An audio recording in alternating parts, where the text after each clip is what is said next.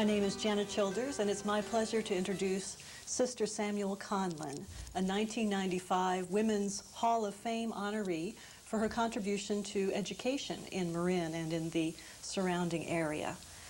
Sister Conlan is a past president of Dominican College and an English professor on the faculty of Dominican College. Under her leadership, the college went from a women's college to a coeducational institution. She's made a tremendous contribution to the community and served as a mentor to many of Marin's leading educators. Welcome, Sister Conlan. Thank you, Jana. How did it feel to receive this award? You made such a lovely, gracious acceptance speech. How did it feel behind those words? Well, I hope it was gracious. I meant it to feel and seem and be gracious, but I have to say that when I first heard about the award, I wanted to maybe run away. I've never had much faith in or enthusiasm about halls of fame or other kinds of collective awards like that. But I certainly changed my mind in the course of the events that were associated with that. You're a member of the religious order, the Sisters of St. Dominic. Yes. And it doesn't perhaps come naturally to you to have the spotlight on you in this kind of a way. Well, that's perhaps true, or that is true, I should say. On the other hand, if you do anything real in the world, there are times when the spotlight is on you in some way or other, and so one does need to take that in stride, I think. Yeah, yeah. How was it that you first came to decide to take up the vocation of education? I really wasn't all that enthusiastic about the idea of teaching. We have teachers in our family, and I thought I would blaze another trail. But then somewhere along the way I followed the vocation of becoming a Dominican sister, and then that seemed to lead in the direction of education. And I certainly have no regrets now. I have enjoyed it, and I do enjoy it. Yes. What would you have done if you had blazed another trail, do you think? Oh, I think I would have lived in a small, quaint, attractive hovel on Telegraph Hill in San Francisco with low rent and a wonderful view, and I would have written the great American novel. But that never really seemed all that practical. Yes. It fell into the same basket as being a pediatrician and various other ideas that I had along the way, as girls do, I think, and boys too, for that matter. So instead, your love of literature led you to do graduate work in the field of literature and to write a dissertation? It did, though I think I would want to say that I feel very fortunate that our Dominican congregation has given such opportunities to so many of us for education, for further education, and so it was really under that umbrella, you might say, that I was asked if I wouldn't like to do that. And I think it was evident to anyone paying attention that my bent had developed that way. But one's bent in life doesn't always get acknowledged, and one isn't always given an opportunity to pursue that. And so I feel very grateful for that. Were there along the way certain teachers and role models that especially spoke an encouraging word to you? Well, I could tell you my first through sixth grade teachers at Alamo School in San Francisco by name, starting with Mrs. Wilbur and ending with Miss Ford. Each of them did. They were extraordinary teachers, and that was such a fine school. As a sophomore in high school, I decided to go to St. Rose Academy, which had been my mother's school and her mother's school. And that's where I came to know the Dominican sisters, and there were wonderful teachers among them. And so then that was an easy transition to Dominican College. And so that was the progression of influential teachers in my life, much more influential than anyone I had in graduate school, I have to say. Though I had fine teachers at Catholic University and also at Stanford University. But I think one is more impressionable when younger, and perhaps a bit less so when one is slogging in the trenches doing graduate work. You've had some wonderful early influences in your life. You were raised in San Francisco. I was. And what did your parents do? My father was a stockbroker, and my mother was a secretary. Always worked outside the home once I was in school. They were strong influences on me also because they read widely. There were many books in our home, and it was customary for the three of us to sit down after dinner and read our books, even when the book was possibly upside down in my case. So that was an early experience. My father was a great golfer, and so the day I took my first step, he brought home my first golf club, and those many influences that I think come from our parents that weave the texture of our lives. They're not so much singular as they are, I think, a kind of texture. I'd like to say too, Jana, that I think growing up in San Francisco, when I did, was a very strong influence. I was 12 when the fair came to Treasure Island, and my parents and my cousin's parents thought it was quite safe for us to go to the fair by ourselves on a Saturday. We didn't go at night by ourselves. We went with them, or they came and joined us. But it seemed so safe going back and forth on the ferry, and then having watched the bridges being built, and climbing to the top of Coit Tower when it was first complete. And the city just seemed so safe, so rich in a variety of things for youngsters to do, that I think that was a very strong influence. How did you feel when you first started teaching? 1957, was it, at Dominican? That's when I started teaching in the college, but in 1951, very newly garbed in Dominican habit, etc., I went off to San Francisco to teach the 3rd grade at St. Dominic's School.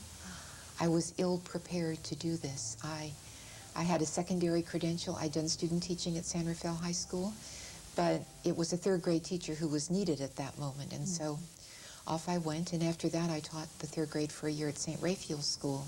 I could do it much better now than I did then. I felt I was a disaster, but I do know that some of those children at least have lived to be productive citizens, so other people rescued them from my not very tender ministrations. But teaching in high school after that was much easier for me. And I taught for 5 years in the school that's now San Domenico School, and then began teaching in the college. By then I had a master's degree, and could do that. And so that's pretty much what I've been doing ever since. Ever since. And you taught for several years, 10 or so, and then became the president of Dominican College. How did it feel when you saw the presidency coming? Well, I came to the presidency through a series of positions. I was dean of students for 4 or 5 years, and then I was academic dean. And the incumbent president had been president for over 20 years, and so again, I think I've been guided in that direction, and though it felt awesome to step into those shoes, it was somewhat evolutionary. And I think all of us have had, sisters have tended to have a sense that, well, you'll do what seems to need to be done, or you'll do what you're asked to do, and so I guess I just did it. It seems to you now that you just eased into it, that it kind of unfolded. Do you remember, if you think back to that first year, were there things that you hoped to accomplish in sort of that first burst of enthusiasm? I was savvy enough to know that there's a certain number of things you can get away with in the first year or two that are harder to do after that. I should tell you that when I told my father I was going to be the president of the college, he hesitated for a very long moment, and then he didn't say, "Congratulations," or, "Well, dear, that's lovely." All he said was, "Don't you think you could go to the Wharton School of Finance first?" And he had a much clearer idea of what lay ahead of me than I did. I really hadn't thought about the business side of things, the fundraising, the facilities maintenance. What I thought about was the academic side, and didn't realize that now I needed to maintain the structure, the skeleton on which the academic programs would take place. So that was an awareness for me that I really didn't have going into it. And how was it in 1968 to be a woman college president in a world where I would think that the other surrounding institutions would be headed by men? I think you may even have heard me say that people were saying then, if you're a woman and you want to be a college president, you'd better be a nun first, because there were very few women college presidents in the country, except sisters who were presidents of, for the most part, women's colleges. And so I saw that as a privilege and as an opportunity. I didn't see myself as a role model. Maybe that particular phrase, that jargon, hadn't become so prominent then. I don't really remember. Women who were in college at the time have said that to me now, that seeing me doing all that encouraged them, but I'm not sure that I was really conscious of that. What I was conscious of was that there were all kinds of riots at San Francisco State and Berkeley, and our campus was not, fortunately, it was not immune to what was going on in the rest of higher education. And so we had demonstrations related to the war in Vietnam, and I remember so vividly the day the students were shot at Kent State University. Those things touched us, and sometimes it was difficult to keep the institution on a steady keel, and at the same time be responsive, not be artificially cut off or immune from what was going on in the rest of the world. Now we look back on that period, the late 60s and the early 70s, as a time when authority was being decentralized. Did you feel that impact immediately on your presidency? Did you feel a shift in the role as leader of the institution? Well, I did. One of the ways I had begun to feel it as Dean of Students was challenges to the in loco parentis role that colleges, especially women's residential colleges, were playing at that time. And I can remember a moment standing at the foot of a stairway and watching an older woman student, a commuting student, come down the stairs, and she was wearing pants, slacks, whatever she was wearing. And at that time, students were not permitted to wear, except for athletics, anything like that on our campus. Skirts were the rule. And I looked at her and thought how unfair this is. This is a double standard. We can't go on this way.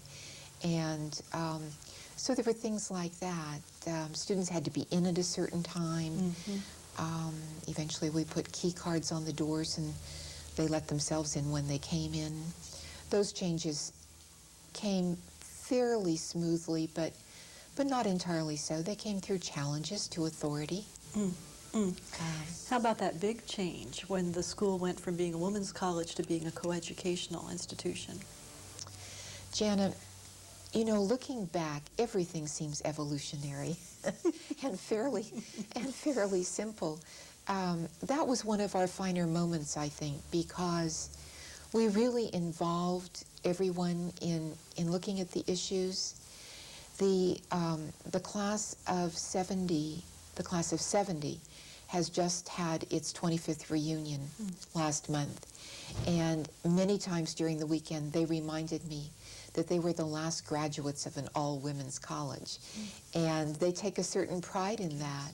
And there was resistance on the part of students, which I think was the growing awareness that women were not always equal in coeducational settings, and that perhaps women's colleges had a very special role to play. I think they do, though my mind has shifted a little in that regard. I think all girls secondary schools have an especially important role to play these days, and that's one of the reasons why I'm so happy to serve on the board at San Domenico School, which is just an excellent school and offers so many opportunities at that time of adolescence when I think girls respond wonderfully to encouragement and to challenge and to opportunity. At the college level, I think if that's what a college wants to be, more power to it. But as we looked at Marin, we were the only four-year college in Marin, and we began to think of ourselves differently, not as a Catholic women's college that happened to be located in Marin, but more as a college in Marin that happened to be Catholic and for women. And once we looked at the college differently, at our identity differently, we didn't give up being Catholic, and we didn't give up offering, I think, special encouragement to women, but we did see that there were other kinds of services we could offer in the community. And so it seemed very logical at the time to do that, and we had good support for doing it. There was a reaching out during your administration to the business community and to the local professional community. I think so. You expanded the Board of Trustees. We did, and that was another way in which the 60s had an influence on us, because I would attribute that change especially to the influence of the Second Vatican Council, when there was such an emphasis in the council on the church giving a much larger role to laity. It seems a funny term, but it was a distinction and is a distinction with priests, sisters, brothers on the one hand, and the laity on the other. And it seemed to me that that needed to be important in the college too. The college faculty had always been coeducational, ecumenical. What counted was to get the very best teachers we could, and there wasn't any kind of test anyone had to conform to in order to teach at our college, except credentials and excellent teaching. But our governance structure was very old-fashioned in light of the council. It was 5 sisters, all of whom served by virtue of another office that they held. And so we did modify the bylaws in order to allow for a more diversified board. And though I think coeducation was something important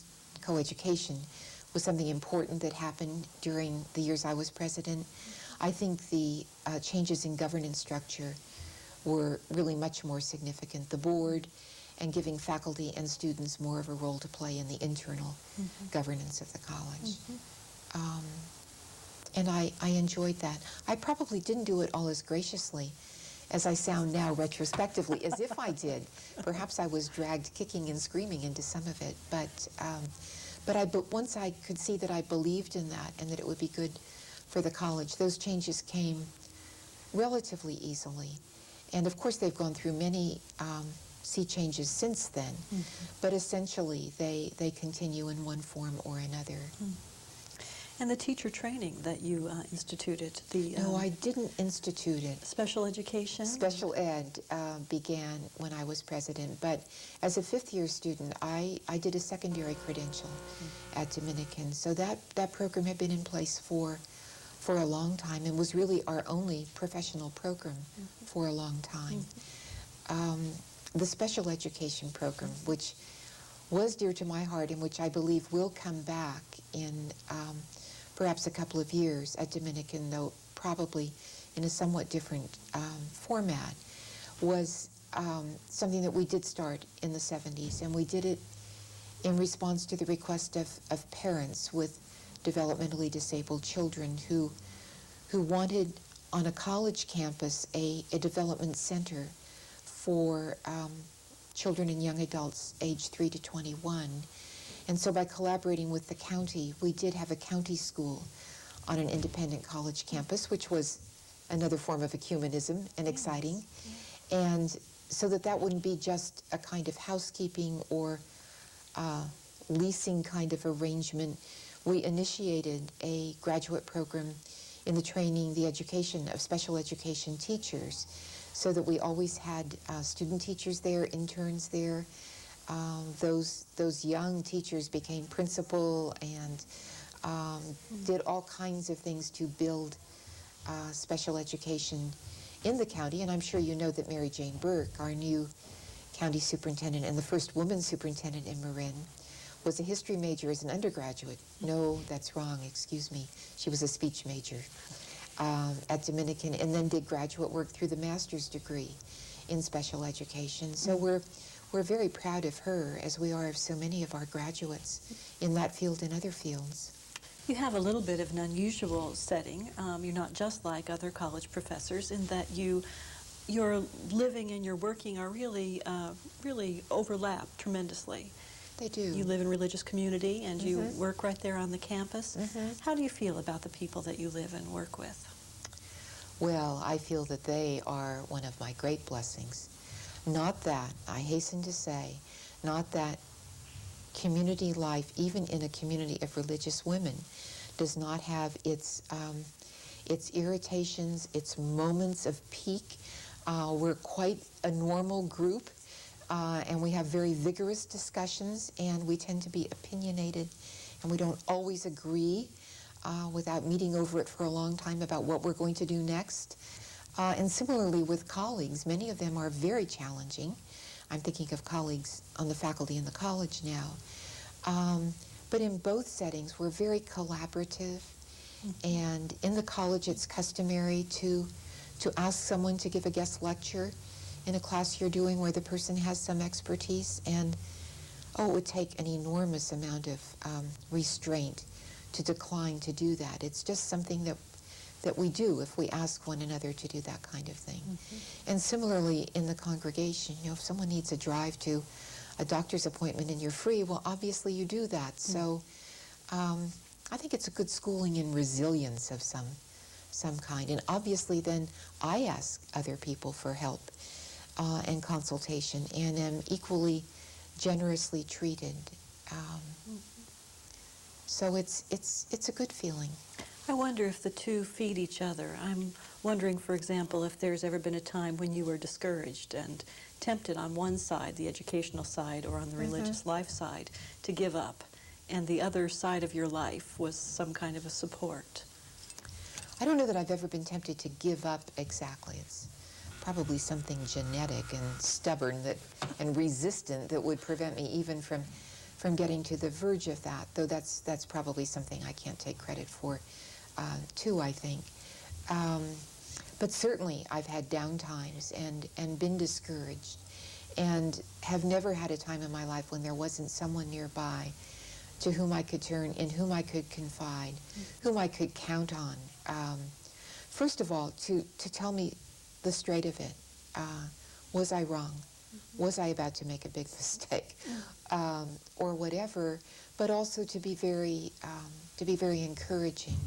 And there's something wonderful about, it's not always so great walking across the campus in the winter rains and the dark to get to the convent chapel, but there's something about starting the day with prayer with a group of people who've come together for that purpose, and then go out wherever they're going to their ministries, be it teaching or some kind of nursing work or whatever it is. That context gives great meaning and some serenity, I think, to life that I feel very. I rely on it very strongly. What would you say about young women today, Sister Samuel? What kind of personal qualities do they need to be leaders in their community? Aggressiveness? Aggressiveness always seems such a hard word, and then we soften it and we say, well, how about assertiveness? I don't know that I would put either of those first. I think they need to be themselves. I think they need to look both at what comes not necessarily most easily for them, but gives them the greatest satisfaction, and look at the community and see what needs there are in their community. And by their community, I mean the world. I don't mean just Marin County. And then see if they can't move in a direction, in their education, in their life strategies, to make it possible for them to say what I've always felt that I could say, and I think it's a great gift in life to be able to say, I believe in what I'm doing, and I'm never bored. And if a young woman or a young man can keep that in mind as what will probably mean the greatest degree of happiness in life, then I think that's a useful approach. I mentioned strategies in life, but you know, so much of life isn't strategy. It's surprise. It's, call it fate, call it accident, call it opportunity, call it what you will. It may be part of a larger plan for us that we don't see clearly, but it's also other people's lives and the way their lives intersect with ours, so that what was our strategy becomes their need, and all of a sudden we're off in another direction. So I think some resilience, some flexibility, an independent spirit, an independent mind, to look at as many sides of an issue or a question or an opportunity, really to hear other people, to be attentive to other people.